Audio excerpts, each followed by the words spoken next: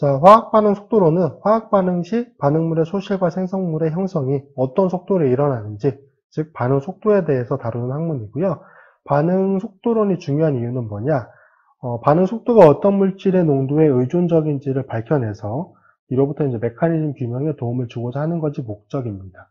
자, 반응 메커니즘은 어떻게 변화가 되는지를 설명을 한 거였고요. 연력학은 어느 쪽 방향으로 진행되는지를 설명을 한 거였어요. 그럼 반응 속도로는 반응물에서 생성물 쪽으로 어떤 반응 속도를 가지고 얼마나 빨리 진행되느냐, 그거를 이제 설명하는 내용이다. 그렇게 기억을 해두시면 될 것 같습니다. 반응 속도에 영향을 미치는 요인은 다양한 것들이 있어요. 그 중에서 중요한 것들이 이제 반응물의 농도, 반응 온도, 그리고 이제 반응 중에 물리적인 상태 등이 있는데, 반응물의 농도와 반응 온도에 의한 영향이 가장 크죠. 첫 번째 이제 속도식을 보시면 반응물의 농도와 이제 반응 속도 간의 관계식인데, 반응 속도는 실측된 내용을 가지고 계산을 합니다. 즉 이론적으로 이럴 것이다라고 생각하는 게 아니라 실제적으로 이제 측정된 형태, 실측됐다는 게 실제적으로 측정된 거잖아요. 그래서 반응물의 농도와 실제 측정된 반응 속도 간의 관계식을 가지고 이제 반응 속도를 정하게 됩니다.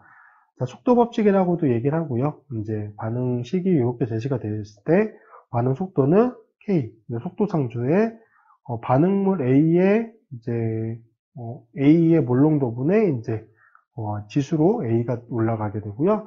반응물 B의 농도분의 이제 B 이렇게 제시가 됩니다. 여기서 속도 상수 K는 농도에는 무관을 하고요. 이제 반응 온도에만 의존적인 특징을 가진다라고 보시면 될 것 같죠. 그리고 여기서 이제 지수로 사용됐던 A와 B는 얘를 우리가 뭐라고 부르느냐? 바로 이제 반응 차수라고 부릅니다. 그래서 반응 속도식에서 각 물질 농도 항의 지수 A, B가 되고요. 얘도 역시 실험적으로 결정되는 값입니다. 이론적으로 계산될 수 있는 요인이 아니에요. 자, 앞의 식에서 물질 A에 대해서는 이 반응 전체가 A차 반응이다 라고 명명을 하고요. B에 대해서는 이제 B차 반응이다 이렇게 제시가 됩니다. 왜? A에 대해서 A차 반응이고 B에 대해서 이제 B차 반응이다 이렇게 이제 구분을 할 수 있는 거고요. 근데 반응에 A와 B라고 하는 반응 물질 두 개가 참여돼서 반응이 일어나는 거잖아요. 그래서 이거는 총괄 차수로 A 플러스 B차다 생각을 하시면 되고요. 여기서 A와 B는 숫자입니다. 그래서 뭐 1차 반응이냐, 2차 반응이냐, 3차 반응이냐 이렇게 좀 구분할 수 있겠죠. 그래서 이제 반응은 보통 이제 0차 반응부터 2차 반응 그 정도까지만 이제 기억을 해두시면 되고요. 0차 반응은 지수가 0인 거예요. 그럼 A의 제로 이거 뭐죠? 1이잖아. 그러면 반응 속도는 뭐에 의해서만 결정이 되는 거예요? 속도 상수에 의해서만 결정이 되는 겁니다. 즉 농도와 상관이 없이 농도가 진하던 아니던 반응 속도가 일정한 거예요. 그래서 이거를 이제 우리가 0차 반응이다 이렇게 얘기를 하고요. 1차 반응은 이게 1이니까 A의 농도에 대해서 정비라는 겁니다. 그래서 반응 속도가 반응 물질의 농도에 1차적으로 정비를 한다. 그래프는 이렇게 되는 거죠. 농도가 높아질수록 반응 속도는 올라간다 라고 기억을 해주시면 되고, 앞쪽에 0차 반응 같은 경우는 반응 농도가 올라가도 속도는 그대로인 거예요. 그래서 반응 농도와 무관하다 이렇게 알아두시면 되고요.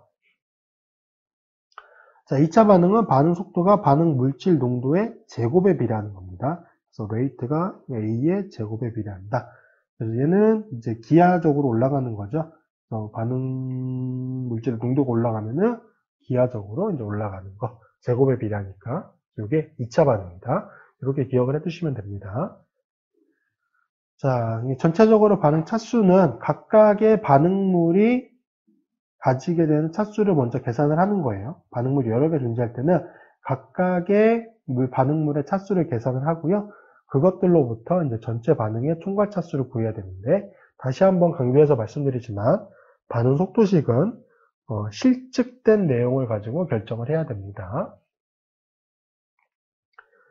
자, 이제 반응 속도의 온도 의존성, 반응 속도와 이제 반응 속도가 온도와 관련된 내용에 대해서 설명을 드릴 건데, 여기서 중요한 식이 뭐냐면 바로 아레니우스의 식이죠. 반응 속도 상수와 온도와의 관계를 나타내는 실험식이에요. 자, 각 반응은 고유의 반응 속도 상수를 가집니다. 이건 뭐 당연한 내용인데, 그 속도 상수가 뭐에 의해서 영향을 받느냐? 반응 온도에 의해서 영향을 받는 거고요. 자, 식은 이제 이렇게 제시가 되죠. 그래서 K는 속도 상수가 되는 거고, T는 절대 온도, R은 기체 상수, A는 빈도 계수, 혹은 이제 빈도 인자라고 나타내고, 이 A는 이제 활성화 에너지가 되죠.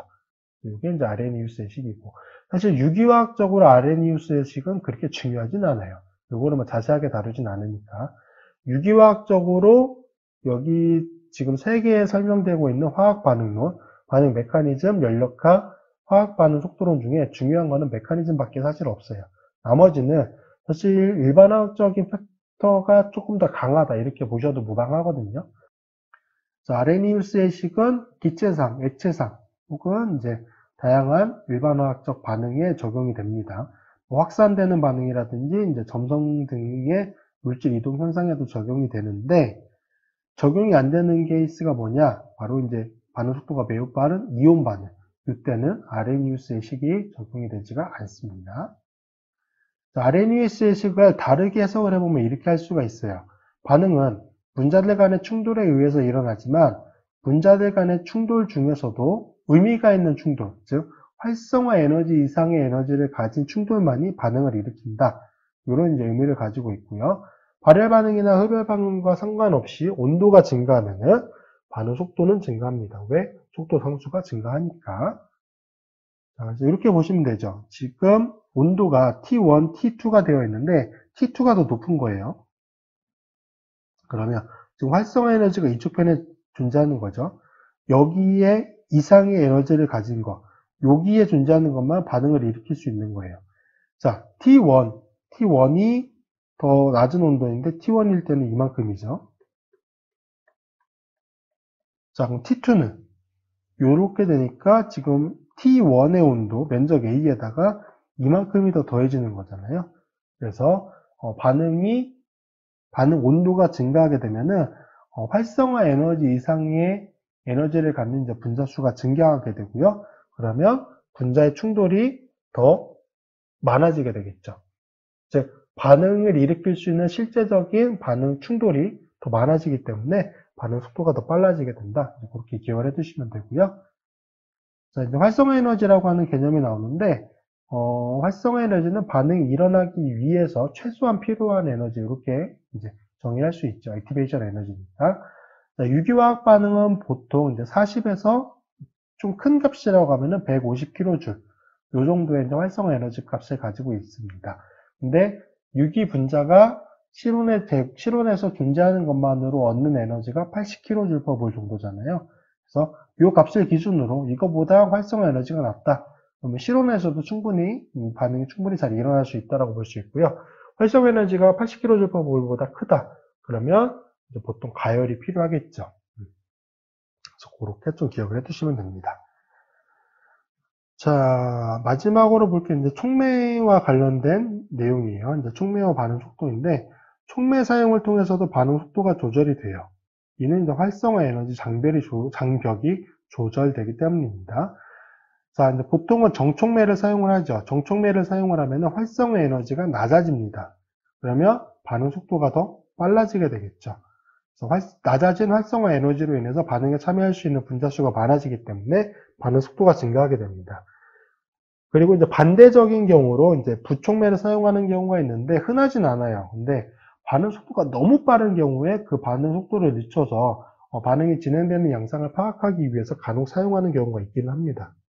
부촉매는 활성 에너지를 아예 높여버립니다. 더 반응 속도를 더 늦춰주는 그런 효과를 가지고 있겠죠. 그래서 지금 흰색으로 표시가 되어 있는 게 촉매를 사용하지 않은 상태예요. 정촉매를 사용한다? 그럼 이 A가 줄어들어요. 이 A 플러스로. 그래서 활성화 에너지가 더 낮아진 상태인 것을 확인할 수 있고요. 활성화 에너지가 낮아지면은 당연히 반응 속도는 빨라지게 되니까요. 그래서 정촉매를 사용하면은 반응 속도 빨라지게 되고요. 자, 부촉매를 사용하게 되면은 이 A의 활성화 에너지보다 이 A2' 활성화 에너지 값이 더 높아지게 되죠. 그럼 그 언덕을 올라가는데 더 높은 에너지, 더 많은 시간이 필요하니까 당연히 반응 속도는 더 느려지게 됩니다. 그래서 이제 반응을 일으킬 수 있는 분자의 수를 따져보면은 자, 이 A가 뭐였냐? 자, 여기죠. BC 부분에 해당하는 거. 촉매를 사용하지 않은 경우에는 BC에 해당하는 분자수가 반응을 일으킬 수 있는 거예요. 정촉매를 사용했다. 그럼 활성화 에너지가 낮아지는 거죠. 이 A''로. 그러면 반응을 일으킬 수 있는 분자수가 A, B, C, A 플러스 B 플러스 C로 증가하게 되니까 당연히 반응을 일으킬 수 있는 분자수가 늘어나면 충돌이 더 많아지게 될 것이고, 그러면 반응 속도는 더 빨라지게 되겠죠. 자, 부촉매를 사용하면 활성 에너지가 증가하는 거잖아. EA2'으로. 반응을 일으킬 수 있는 거는 C밖에 없는 거예요. 그래서 반응을 일으킬 수 있는 분자수가 적어지니까 반응 속도가 더 느려지게 됩니다.